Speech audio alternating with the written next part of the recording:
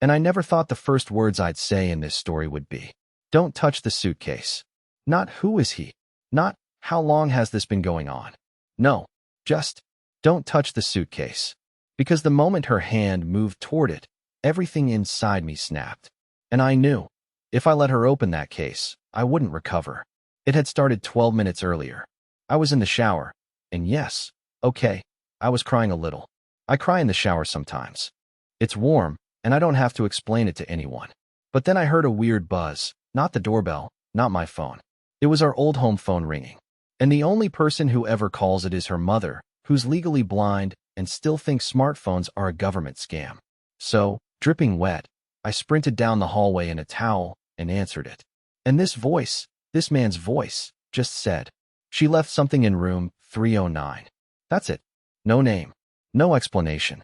Just that. And I wish I could tell you I calmly hung up, shook it off, and went on with my day. But instead, I stood there, soaking the carpet, heart racing like I'd sprinted across a battlefield. Because room 309, that wasn't random. 3 years ago, she and I stayed at a boutique hotel during a snowstorm blackout. We ate cold pizza by candlelight and laughed about the power being out. She said it was the most romantic night of her life. So why now would a man be calling me, saying she left something in that room? I didn't ask questions. I didn't even dry off. I threw on sweatpants, grabbed her purse from the table. Yes, I went through her stuff, and no, I don't feel guilty, and dumped it out like a detective on a deadline. Keycards. 2 of them. And one had the number 309 written in faded Sharpie. My ears were ringing. So I went to our closet. I don't know what I was looking for, but what I found was a navy blue suitcase I hadn't seen in months. It was zipped halfway, like she'd packed it in a rush. One side of it bulged like something was jammed inside carelessly. That's when I heard her car pull into the driveway. I stood over the suitcase, heart thudding, soaking wet, and the moment she walked in and saw me, she dropped her coffee. I didn't shout. I didn't accuse her of anything. I just whispered, "Don't touch the suitcase." I didn't move when she stepped through the door. I just stood there, barefoot, soaked through my shirt, blocking the suitcase. Her face was the kind of pale you only see on people trying to calculate a lie faster than their heart can keep up. She opened her mouth, probably to say something stupid like, "What are you doing?" or "You're scaring me," but nothing came out. Only a sharp inhale. I asked her one question. Just one. "Where were you this morning?" She blinked twice, then shrugged, like she was irritated. "I went to the farmer's market, you know that. I even sent you a photo." And she had. A picture of heirloom tomatoes and a fresh baguette. But I knew now, it wasn't taken today. It was an old picture. The sky was too gray in the background. It rained all morning. Still, I didn't yell. I didn't throw anything. I just gestured toward the suitcase and said, "What's in it?" Silence. She didn't look at the suitcase. She looked past it, out the window, as if staring into the street might erase what was happening in our living room. "Please," she said finally, her voice low and cracked. "Don't do this right now." That's when it hit me. This wasn't surprise. This wasn't panic. This was grief. She was grieving the fact that the truth had finally arrived. I stepped aside. "Open it," I said. "Let's both see." She didn't move. So I reached down and unzipped it myself. Inside were 2 things. Just 2. A men's dress shirt, pale blue, neatly folded and still warm from wherever it had just been. And a stack of photographs, held together with a red string, like something out of a crime novel. I didn't recognize the man in the photos, but I recognized the way she looked at him. She wasn't just cheating. She was in love. In some of the pictures, they were laughing over coffee. In others, walking on some trail I'd never seen, holding hands. The worst one, the one that made my knees actually buckle, was of her in the snow, kissing his forehead while he tied her boot. That was our thing. That was what I used to do for her every winter. She didn't cry. She didn't scream. She just said, "His name is Roen." I didn't ask. I didn't want to know more. But she gave it to me anyway, like she needed to confess to someone. "He's not who you think. He's not what you think." It wasn't supposed to go this far. Then she said something that honestly broke my brain. We weren't just together. We had a plan. We were leaving today. And suddenly, the suitcase, the timing, the silence, it all made sense. She wasn't caught off guard. She was caught late. For a moment, I just stood there staring at the suitcase like it was some kind of coffin. She'd said they had a plan. That today was the day. That they were leaving. I wasn't part of the equation, not even a variable to be handled. I was just the obstacle. The side character in a story she had already written the ending to. My legs didn't feel like legs anymore. My chest hurt in a weird, quiet way, like it was folding in on itself, slow and invisible. You were going to leave without saying anything? I finally said. Just vanish? No note. No goodbye? She looked away, like the window suddenly needed examining again. I was going to call you once I was gone. I didn't want to do it to your face. I knew you'd fall apart. That line. I knew you'd fall apart. It landed in my throat like a stone. She said it so flatly, like I was a fragile glass figurine she'd been avoiding breaking. I sat on the edge of the coffee table, elbows on my knees, trying to breathe evenly. Who is he? Roen? Where did you even meet someone like that? She hesitated. He's not from here. Obviously. He was working a private project at the observatory. That stopped me cold. The observatory. The same one where I'd surprised her with a stargazing night last year for her birthday. Where she claimed the view was just okay and spent half the night on her phone. That observatory? She went on. He's not like anyone I've ever known. He listens. He gets it. He makes me feel. I held up a hand. Don't say it. She didn't. But the words still hung there, suspended like smoke. That's when I asked the question I wasn't ready for the answer to. How long? Her lips pressed together. Her eyes welled, not with guilt, but something colder. Regret. Like she wished I hadn't asked. Like it would have been easier for both of us if I stayed stupid. 8 months. I blinked. 8. She nodded. That was back when I was planning our anniversary trip. When I was fixing the leak under the sink because she said the dripping was keeping her up. When I was staying up late to finish spreadsheets just to free up the weekend for her. 8 months. Then came the second wave of nausea. Wait, do your friends know? Maya? Ellis? She didn't answer, and that silence hit harder than anything else.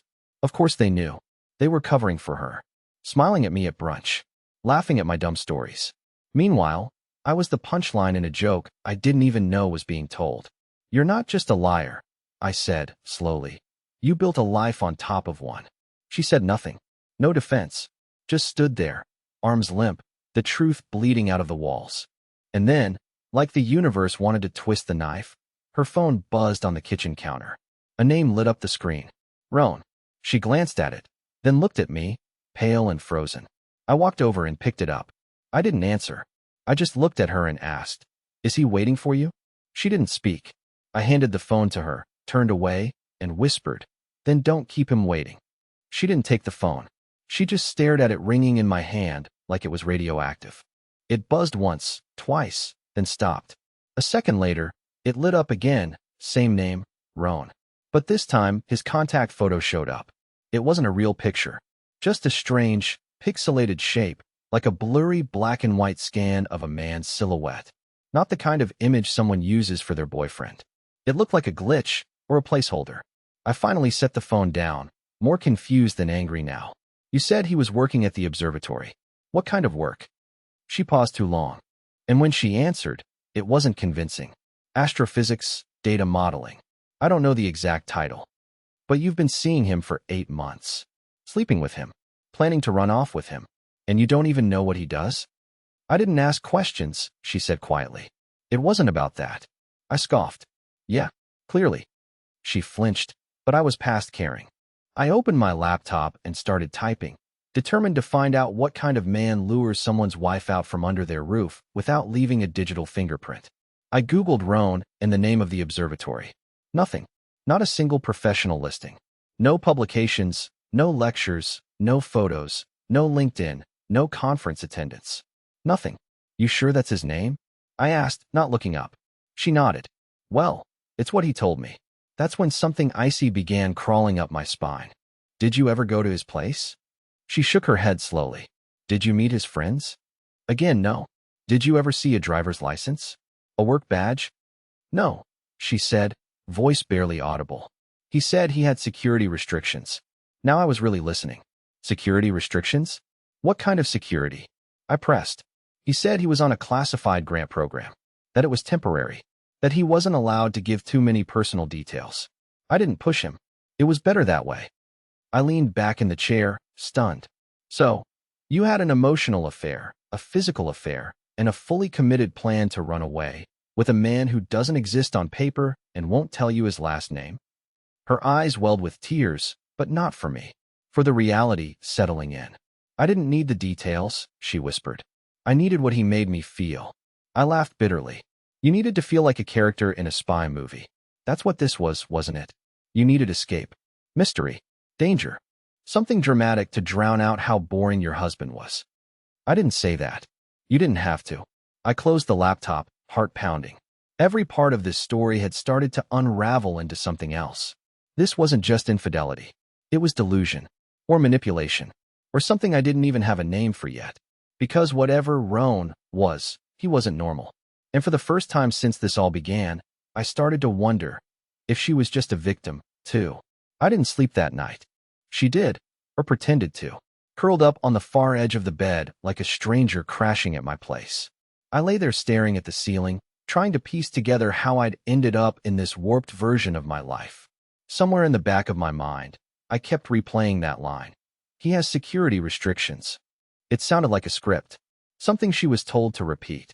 I couldn't shake the feeling that this wasn't just a lie. It was something orchestrated, like she had been played. Around 4 a.m., I went back to my laptop and started digging deeper. I didn't search for Roen. I searched for patterns. I started small, local news, missing persons, women who had suddenly disappeared. Then I looked at forums, private Reddit threads, niche astronomy groups, even encrypted message boards linked to academic leaks. I didn't even know what I was looking for. Just something that would make this make sense. And then I found it. Not a profile, not a photo, a post. It was buried on a closed forum used by telescope techs and data archivists. One of those ugly, text-only sites that look like they haven't been updated since the 90s. Someone had written a long, frustrated rant under the title.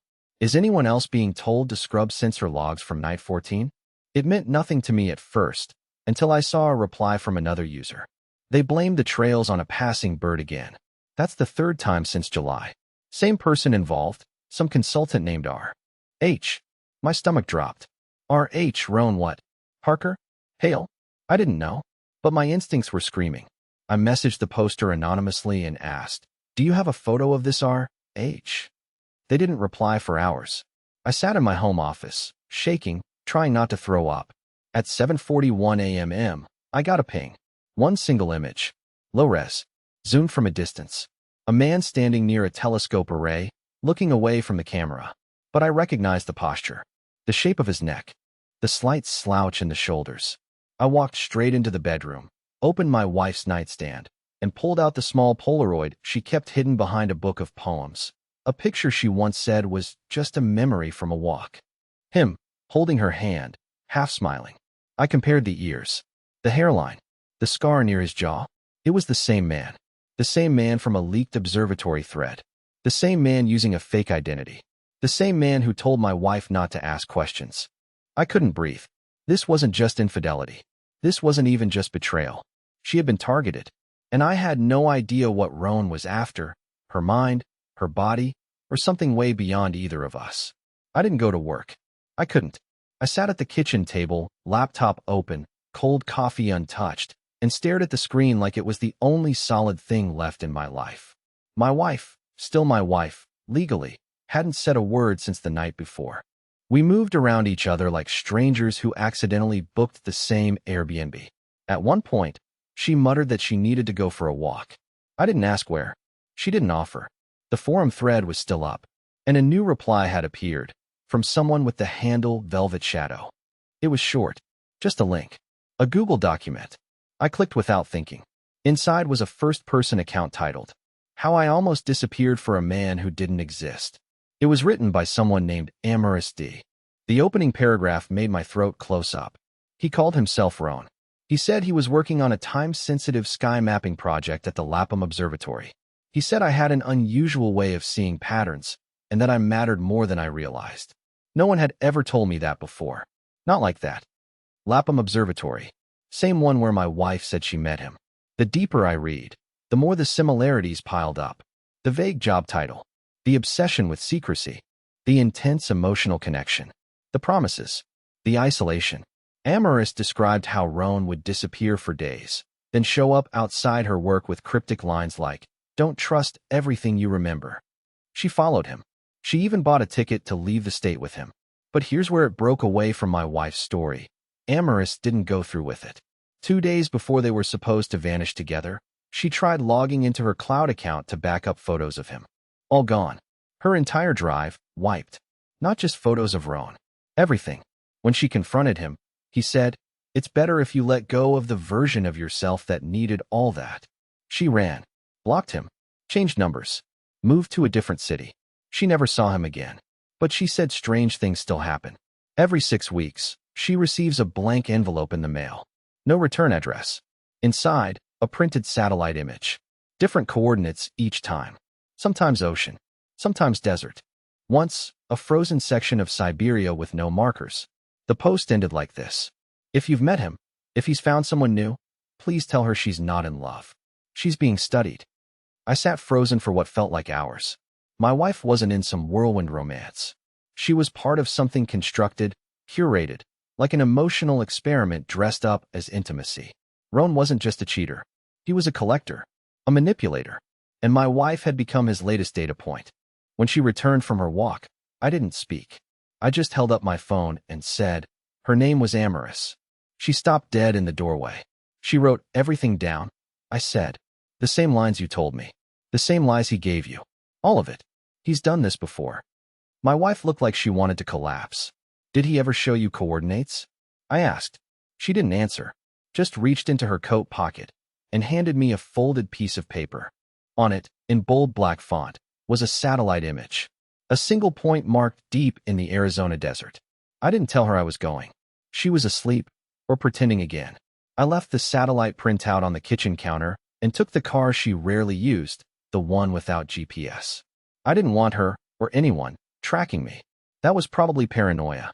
But after reading Amaris's post and staring at that eerie desert coordinate for hours, paranoia felt like the only reasonable emotion. The drive to Arizona was long and mostly silent. I turned off my phone halfway through, tossed it in the glove compartment, and didn't touch it again. I wasn't running away.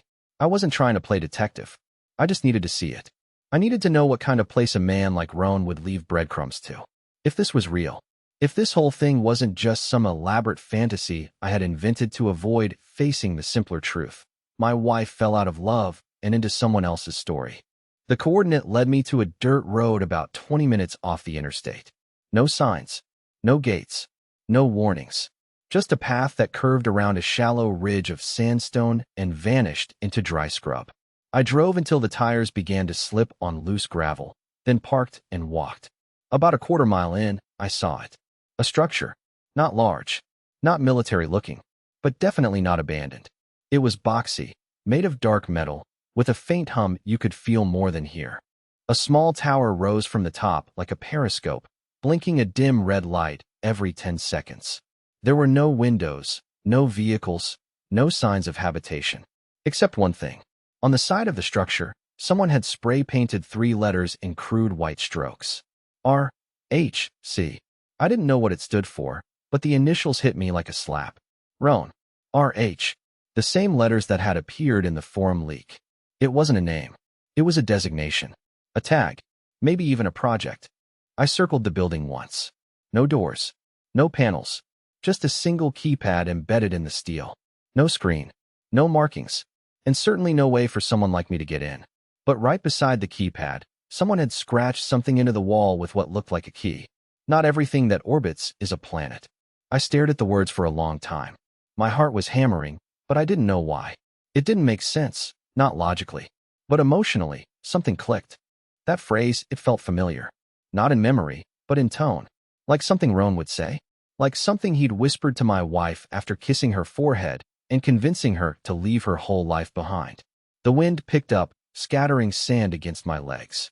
I stood there for maybe 10 more minutes, waiting for something to happen. A noise. A sign. A figure emerging from the heat. But there was nothing. Just silence and metal and red blinking light. Eventually, I turned back and left. I didn't get in the car right away. I just sat on the hood, staring back toward the hidden building behind the ridge. Wondering how many others had stood where I was standing. Wondering how many Amarises there really were. wondering if my wife was just one file in a system I'd never understand. When I got back to town the next evening, she was gone. No note, no bag, just the ring I gave her years ago, sitting on top of the Polaroid she once hid, the one of Roen holding her hand. And below that, a small square envelope addressed to me. Inside was a single card, plain, unmarked, except for one thing, a printed satellite image, different from the first. This time, the coordinates pointed to a coastline in Norway. I stared at the new coordinates for days. I didn't chase them, not this time. I don't know what changed in me. Maybe it was exhaustion, maybe I just couldn't bring myself to follow another breadcrumb laid by a man who didn't exist. Or maybe for the first time, I understood it wasn't about him. It was about me. About whether I was still willing to disappear just to understand why she chose to. So I didn't book a flight to Norway. I went back to work, cleaned out the garage, donated the suitcase to Goodwill without checking the pockets. One by one, I untangled my life from hers. It wasn't easy. It hurt every single day. I kept thinking of how I used to look at her, like she was the center of gravity, like everything in me orbited her, and realizing that maybe that's why I lost myself. But here's the part one never expected. A few weeks later, I got another message from Amaris. She'd gone back to therapy. She'd reconnected with her sister. She was rebuilding. And she asked if I wanted to talk sometime. Not romantically, not even emotionally. Just two people who had been through something no one else would believe. We started emailing, then phone calls. Then one day, we met for coffee. And it wasn't some cinematic spark or fate or whatever fake thing people write about.